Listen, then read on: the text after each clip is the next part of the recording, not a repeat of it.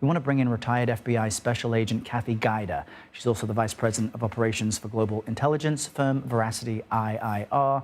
And Kathy, unfortunately, we always bring you in when there's some type of incident like this, which is way too frequent.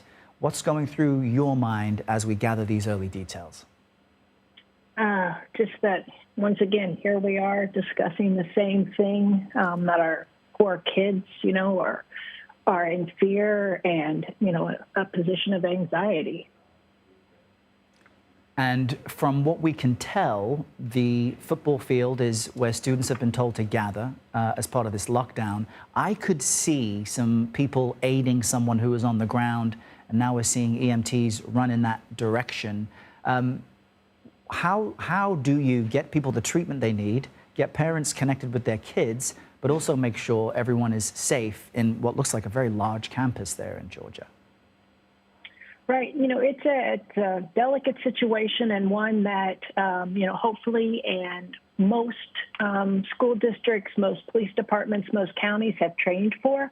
So hopefully they're putting their training to use where they have, already a designated triage area, so it looks like your football field, maybe that designated spot, and the students know to go there. So medical personnel may be also, hopefully, like I said, everybody's been trained on this. They know to go to that spot. They know to assist students. And, those kids that may be getting treatment out on the football field, that could be, a panic attack. It could be, a heart issue, another type of medical issue induced by the fear of, the shooting. So that's why schools, police departments do trainings, throughout the year so that they're ready. And so they should know where their spots are to go to, whether it's for triage, whether it's for relocation with parents. And I'm sure that there are communications going out to parents, of where to go and what to do. I'm just trying to think through the logistics of that, Kathy, because when I was in high school, my parents weren't taking me to school and picking me up. And I imagine that for a lot of these students, they're used to going home and maybe in many cases drive themselves home. What would be the reason for having parents having to come and pick them up as opposed to just allowing the students to leave at this point on their own capacity? There could be a couple of reasons for that. Parents are going to be parents and they want to be close to their child, so Sure. they're going to show up whether they want to, if the school wants them to or not. Also, they may be the factor of those kids are nervous, they're scared, their driving abilities could be impaired because they don't have years of driving experience of how to stay calm while they're driving that car and, what to do. So by parents coming, that's a calming factor right there for most kids that, hey, my mom and my dad is here. Calm down a little bit, safety's here. And then, a responsible adult can drive them away from the situation. They also might be letting some students leave on their own. Like I said, hopefully they have some practices already in place. They've practiced this. They kind of know what they're going to be doing and how they're going to do it. We're still looking at the campus, police vehicles, people holding hands as they try to wrap their heads around what's taken place. An incident there at Apalachee High School has led to a lockdown at the school in the district. We have reports of a potential casualty as well as a suspect in custody as we all witness what appears to be, at this early stage, yet another school shooting. We're still trying to gather more information, Kathy, and I'm curious because the school is also saying that, well, actually, let's go ahead and get a report there from the ground. Kathy, stand by for us. CBS News reporter Jared Eggleston is there. Jared, tell us what you're seeing and what's happening.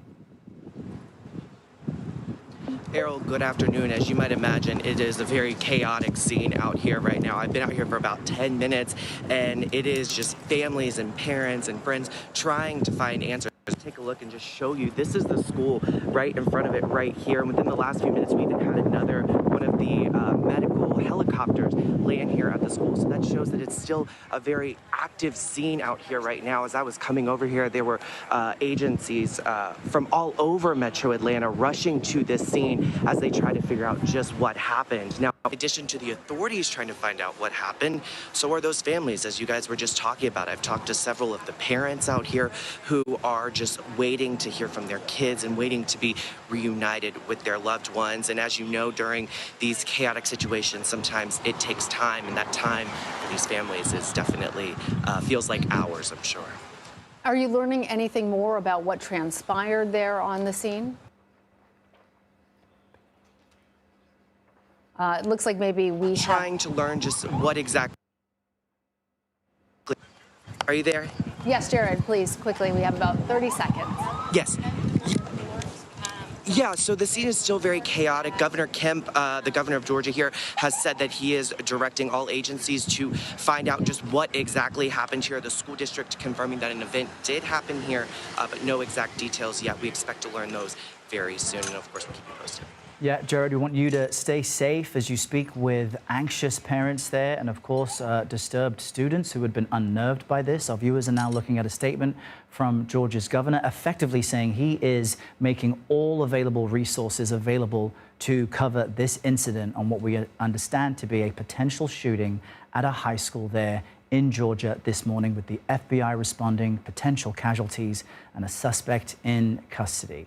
You're in the right place for all the information on this. Stay with us here at CBS News 24/7 as we now prepare for a special report with more of the latest information. But you're looking at the sheriff vehicle, EMTs aiding potentially injured students, faculty, or staff. And it appears it has happened once again here in the U.S. Yes, and we continue to bring you the very scant details that we have as we have it. This is Apalachee High School in Georgia. It's about an hour northeast of Atlanta. We know that the school there has evacuated all of the students to the football field. Those students are now being reunited with their family members. All the other area schools are on soft lockdown in the district right now. Parents are being urged not to come to try and collect their students at this time. As you can imagine, there are lots of logistics that law enforcement and school officials are trying to sort through to make sure that everyone stays safe as we learn the details about what exactly transpired there. Any number of casualties. We will continue to bring you the updated facts. We do have Jared on the ground there. Jared, are you still with us? Kathy Guider, I understand, is still with us. Kathy, you were mentioning how experiencing something like this can be unnerving for students, perhaps panic attacks, perhaps, you know, a reaction filled with anxiety. What are some of your concerns as we watch this unfold? Right. I'm, worried about those students. As a mother, as a, retired law enforcement, my thought is, keep people safe, get them away from the situation. I'm positive that the school will provide counseling, maybe today, tomorrow, definitely all this week, for those students. You want to give them some peace of mind in the situation, and obviously they can see all the law enforcement that is on site. They can see the ambulances, they know people are coming to assist and to help them. And that's what you want them to know, is that, the adults have it from here. And as one of those adults who, as a former FBI special agent, you would investigate these types of incidences. What is happening? Tell us a little bit more about what would be happening on the ground, because we do know that there are FBI agents there that are coordinated along with local law enforcement, the school district. The governor has okayed all resources as necessary. As we're trying to piece together this puzzle, what does the investigation look like at this point? So right now, you will have agents on site who are working with the other law enforcement, the local law enforcement, the state law enforcement. They're trying to gather as much intelligence as they can on the shooter, on the victim, in the school and in the situation that's at hand. So you've got people on site working, very quickly to get the information. But you also have those agents relaying that information to intelligence analysts back in the office, and those intelligence analysts are doing, their speediest work and their best work. And Kathy, sorry to interrupt, but on that point that you've just made, I want to share with our viewers that we do have a statement just released from the White House, and it says President Biden has been briefed by his Homeland Security advisor on this tragic shooting, as they describe it, at Apalachee High School. His administration, the statement goes on to say, will continue with coordinating with federal, state, and local officials as they get more information. So as the folks on the scene are sharing intelligence with the field office, what difference does it make that the president is watching and that he is saying he will coordinate and make sure all resources are available as well? You know, that's helpful in the fact that the various agencies then know we're all working together. We are going to use all our resources. It's not just one agency having to fund this or supply the people, that all people are going to be working together.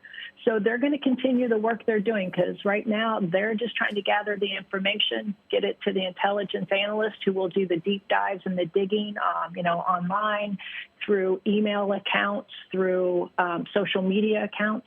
So a lot of work is being done by a lot of people on site and off site. Kathy, thank you for that. We want to bring in now former Bergen County, New Jersey police chief and lecturer at John Jay College, Brian Higgins. Brian, as a former police chief, how does a department respond to a type of incident like this? Well, what we've seen unfold is exactly what we would expect: a massive police response to move as quickly as possible to the scene and into the school. First to stop the shooting, and then to render aid to victim as quickly as possible. And that appears to be happening as we watch this. It's so disturbing to watch, Brian, because we've all been here before. And if you are a high school age person, you've only lived a life where there is a constant threat of school shootings. The suspect is in custody, though. And we don't always... Well, a suspect is in custody.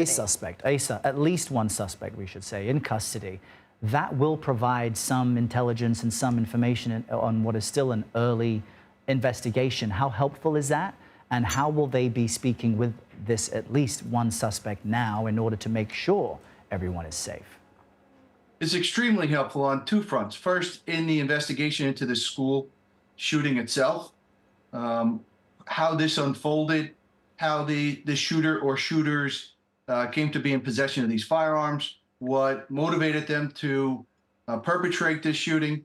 And then on a larger scale, every time we have a school shooting or a mass shooting like this, we're moving closer to that point where someday we can see these things start to go in the opposite direction, reduce the numbers, and ultimately there will be a day when we won't see these school shootings. You know, you make a very good point about we're here again. I'm a father of a teenager who will start high school tomorrow, his second year, and this is the kind of thing that is in the back of every parent's mind. What do you tell your kid?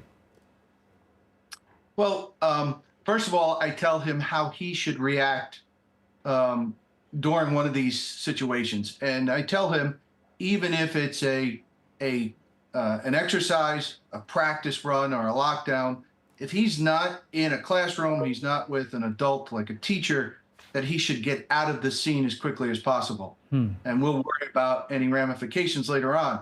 So that's the number one thing I tell my student, my son, is be aware of your surroundings and then be ready to get away as quickly as possible. So that's interesting. You actually have had this conversation with your son. You are an expert in this area, and you have an agreement that, in a way, supersedes what the school tells the student at that time, because in your view, it's more important for the student to get away from the unsafe situation.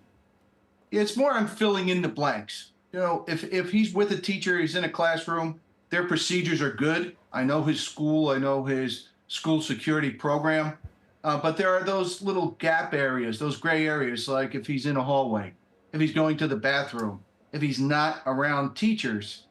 So I just kind of fill in the areas, but it's many of these schools have good protocols, have good security programs, they have relationship with local police, and it's good for the students to follow those. But I want him to also think on his own. It's a really interesting point, and parents all have to make these decisions for themselves.